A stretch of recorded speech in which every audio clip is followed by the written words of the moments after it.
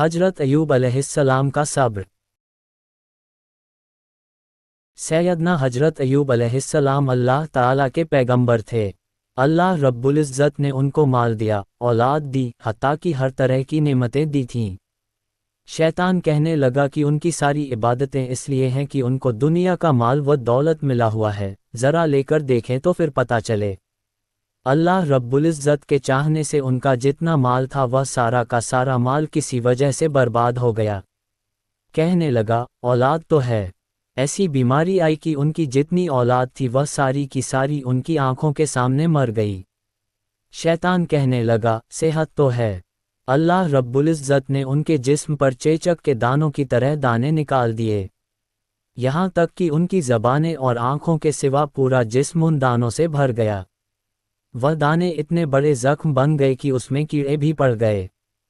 मुफस्सिरीन ने लिखा है कि इस बीमारी में 18 साल गुजर गए और हर दिन अल्लाह रब्बुल इज़्ज़त की तरफ से सब्र की वजह से उनके दर्जात बुलंद होते, ज़बान से कोई शिकवा व शिकायत की कोई बात न निकलती।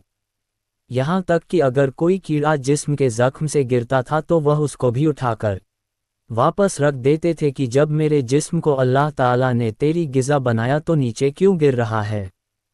18 साल के बाद शैतान बहुत परेशान हुआ कि यह तो अल्लाह के ऐसे खास बंदे हैं कि इतनी आजमाइशों में भी अपनी ज़बान से कोई बेसब्री या नाशुक्री का लफ्ज़ नहीं निकाला। शैतान को परेशान देखकर उसके चेलों ने उसे कहा कि मियाँ, तुमने जिस तरह उनके बाप को भूल में डाला था, क्यों न हम उन पर वही गुर आजमाएं।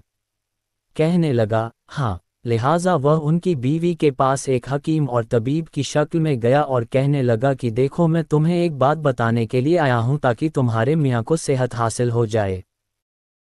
आगे शैतान ने उनकी बीवी से क्या फरमाया, इसे जानने के लिए पार्ट 2 देखें।